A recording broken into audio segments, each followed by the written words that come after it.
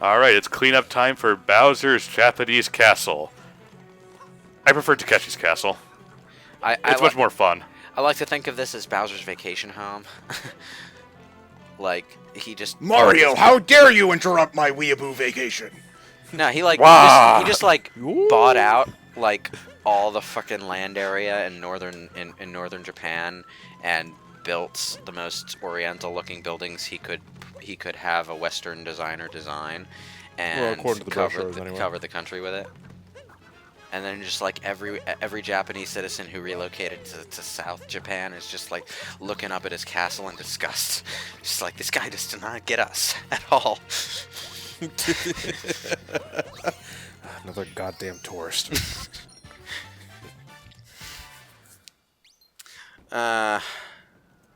Okay.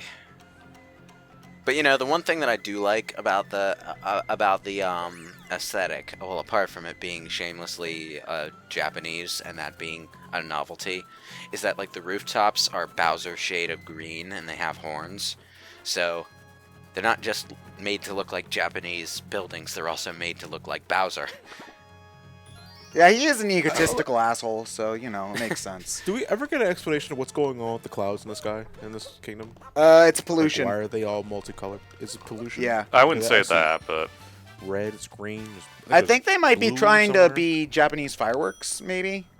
Like Yeah. smoke from that or something? I don't know. I think it's probably that- more a that's- color that's the palette thing than anything else. Yeah, because the Japanese fireworks are like the colored, like the green wisps floating around and stuff.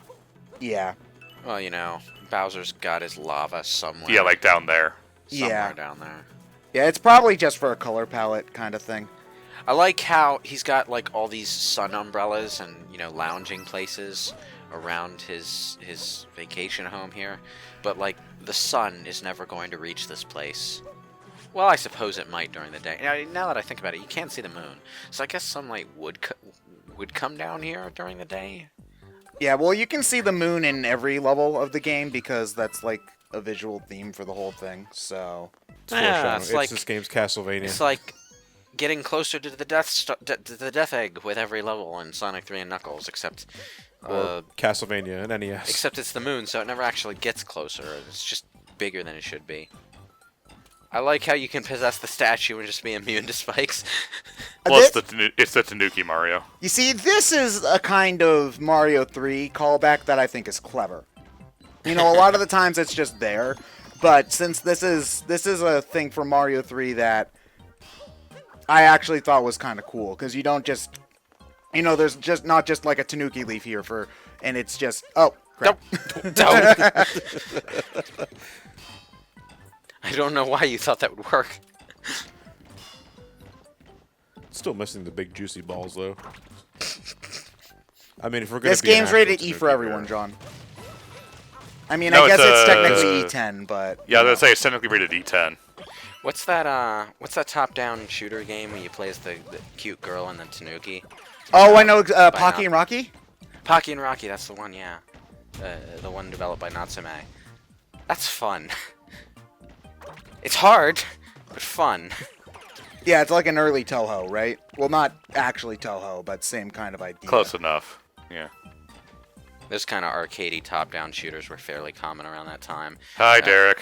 Pocky and Rocky was just sort of was a novelty in the genre because it was so damn cartoony. Though it was usually commando kind of people, you know, the kind of stuff you'd see SNK make. In fact, the kind of stuff they did make, that was basically Shock Trooper. Hop, hop, hop, hop, hop. You couldn't move the statues at all in Mario 3, right? Once you turned into one, you just kind of... No. You were completely impervious, but you couldn't move.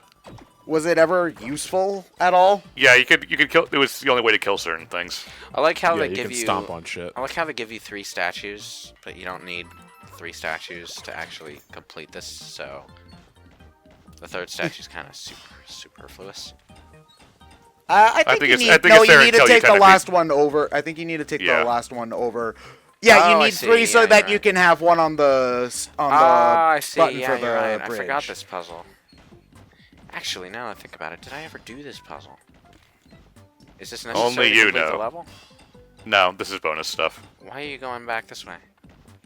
Because I need to hit this, hit the button so the moon appears. Oh. Oh, I see. Yeah.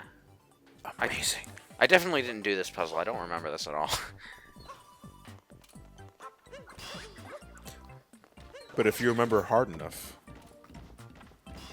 Hard like the stones we are. Yeah. How are you going to get the second statue? Oh, he just has to go back over. Yeah. Yeah, well, Although he might be able to... Yeah, I technically don't need it to get the moon at all, but... Well, I think you do, because I don't think you can Mega Man X-style wall jump as high as you can in, say, Super Mario Galaxy, where you can go up like... You can't wall jump at odd angles like you could in Sunshine, either. Yeah. Yeah. Or 64. Well, in 64, I never was good at the wall jump in that, because there's no slide in that game. You just have to jump as soon as you touch the wall, which is awkward. Oh, I see what you're supposed to do. Yeah, I have to get this one back over here now. Yeah, and then you need to do your long jump to get back over once you've got the two statues over the wall, and then... Yeah. Yeah, you can cross over that without the bridge. It's very slow because these things are slow. Yeah. You don't need the bridge to get over there yourself, you just need the bridge to get the statues over. Okay, that makes sense, yeah. But the switch does need to be down for the moon to appear. Yeah. Right? Yeah, so you use One the bridge hop to get this two time, statues bump. over. And then you cross back over and just use this last statue to go get the moon to appear. Yeah, okay, that's pretty clever actually. I'm not used to intense puzzle solving in my Mario games. I mean, Mario 64 wanted to be a puzzler, but Sometimes, yeah.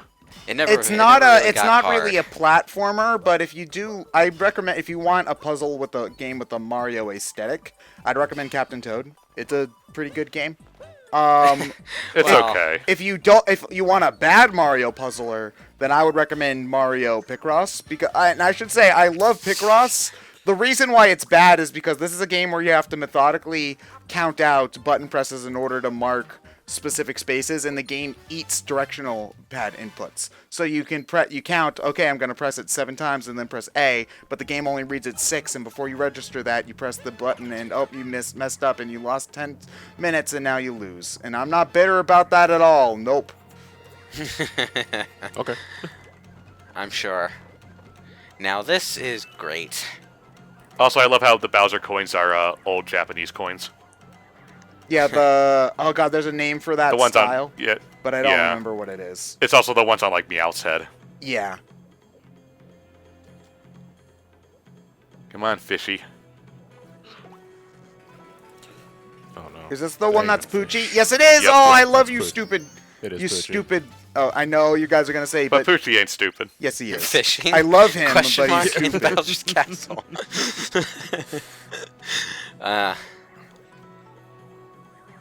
Some of the quest names make me laugh. It's kind of that same effect that I get from Final Fantasy XIV, although Final Fantasy XIV is just the localizers going crazy. We're gonna be working on this game for another 6 years. Gotta do something that make Might as ourselves well go have from some going fun. They crazy. probably are. Yeah. If you're the team that's stuck on MMORPG duty, you're going to be on it for a while. That sells really well. At You're least gonna be on it it's for a while. steady work, No, you know? it doesn't. It doesn't even need to sell very well. Like there are MMORPGs that are basically dead to newcomers, but you know they're still in operation. There's still teams working on them. They've been working on them for a long time. They're going to be working on them. I for do a agree long with that time. though. At least it is steady work. Yeah, because... It's kind of like the equivalent though of being a cop who's sent off to work in this country town where nothing ever happens. You know. Hey, you know what? You get to work in peace. You know, you don't have to be worrying about, like, getting shot too much. Well, you know, real talk. That kind of stuff is something that certain kinds of people can get down with, you know. Yeah. But not everyone wants to stop their career in such a static way, you know. Yeah, of course, but... Yeah, it depends a little bit on what. Some what you people want don't in have life. ambition. Like me. Yeah, on the other hand, the people who do have ambition, you wouldn't necessarily want to be the one with that job. Oh, yeah, of course. How does it feel getting poked, Spinies? I just love that there's an easy way to kill those assholes, because I hate them. Like, I think Spinies might be my #1 least favorite Mario enemy because Even of Hammer Mario Bros? 1. Hey, Hammer Well, Brothers? You don't run into Hammer Brothers until way later in the game. As a kid, I played a lot of Super Mario Brothers Deluxe, and since I wasn't very good at that game, I didn't usually get to the part where there's Hammer Brothers. I usually died on the levels with the Spinies and the Lakitu. So you died on 4-1. Yeah, a lot. And there's other levels too, so yeah. So I hate those guys. And they're always just annoying. Ugh. It's the enemies that throw Spinies at you that I don't like. The Lakidus. Yeah, but those guys have clouds, and you just can't be mad at them, like, because they're so happy. I can make a decent effort.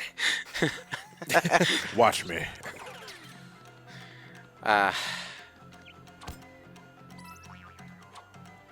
No.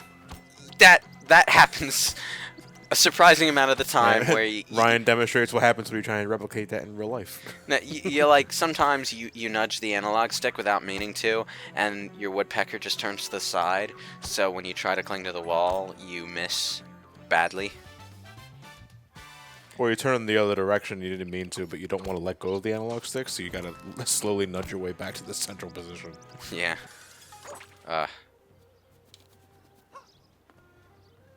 Okay. Rock Garden. Ryan, we're not Japanese enough. Get the samurai outfit. The samurai outfit's actually one of my favorites in the game. But I think actually my favorite outfit was the hakama, I think is how it's pronounced. Yeah. Yeah, hakama. Yeah, that's how it would. You'd probably enunciate the A part more if you were actually speaking Japanese, but Sakamoto-san. yeah. So I are usually we wore gonna- that with the classic hat for most of my post game. So are we gonna practice our crane kicks? No. Okay. No. Man. Woodpecker kicks, maybe. No woodpecker. Yeah. Yaha! You found me. I kick with my face. This is exactly a Korok seed puzzle. Yeah. Where there's just another A version line of of the same statues. puzzle, like underneath. Yeah, probably. The Breath of the Wild and Mario Odyssey are surprisingly similar in a lot of ways, though.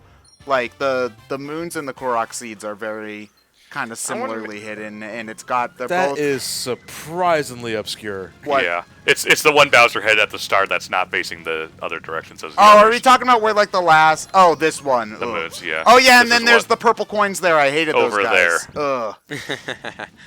Yeah, I'm lucky I caught those on my screen Oh because I man, wouldn't have those looked over there. those look really, really nerve-wracking to jump. They are. They are. But they at least have the courtesy to stop dancing around when you get near. They're like, okay, I'm gonna have mercy on you. Here, I'll just sit still until you're done jumping around on my head. Actually, no, it's kind of attention to detail. It's the thing is kind of weightless in midair, but as soon as Mario lands on it, it gains weight, so it doesn't shake as violently. What is with the rope that's tied around your forehead? I mean, I've seen that in various Japanese things, but I don't get I it. think it might be a sweatband. Yeah, Maybe? I think so. A sweatband, okay.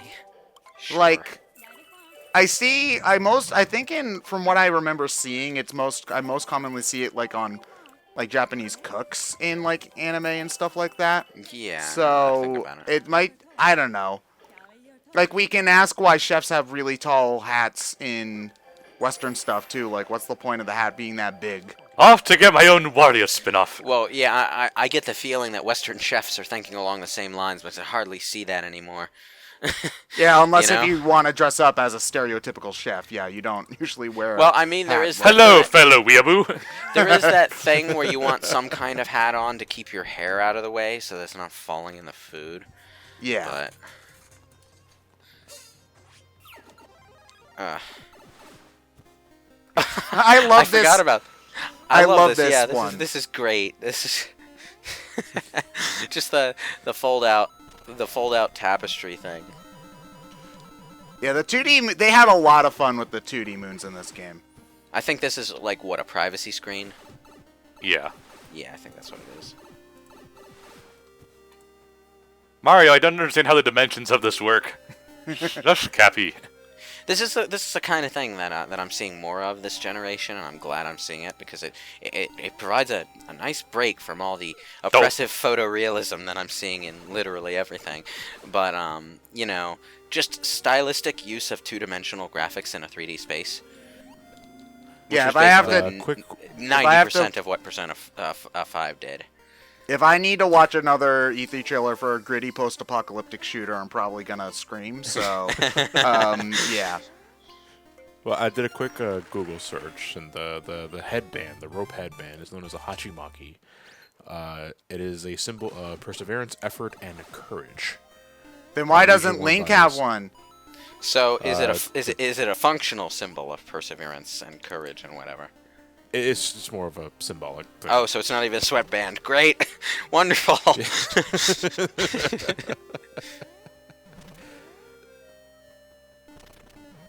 And the other men get yay. Yeah, but yeah, I'd like to see more clever art style stuff going on. Like, I know, like, the massive fad right now is, wow, so photoreal, but, not every game needs to be like that. Make a few games that aren't like that. You might save money, and you have more you see, of a budget for the next photoreal game you do. I think when we're talking about, like, what people want to see, I think people, for a lot of AAA games in particular, people want realistic-looking people, but I think the locations people are more okay with the locations being kind of different art style, looking the problem weird. with that is that you can't have two clashing art styles. Yeah, that's true, but it doesn't. Space. Not everything has to be like. I don't know. I think that there is a wiggle room that people can work with there. Well, yeah, there is. I mean, you can have crazy-ass stuff in photorealistic graphics, for example. The Yakuza series has been doing that since the PS3. The Odyssey is complete. What was wrong with it before? Well, Homer wasn't finished writing it yet, so... Yeah. No, not Homer, you uncultured swine. Yeah, I was going to say, what does The Simpsons got to do with it? You uncultured swine. You do know that the Iliad and Odyssey are just parts of larger epics that are lost to time. Yeah, I know, and they're already, like, 50,000 pages long, too, so... Oh, you thought, like fucking Lord of the Rings was long. You thought, like, 7 books of Harry Potter was too much? Try growing up in ancient Greece. Man, you're not a true Odyssey fan unless if you've read the entire thing. People jumping on at the Iliad thinking that Achilles is so cool. Oh, man, those fake Odyssey fans, fake Homer fans.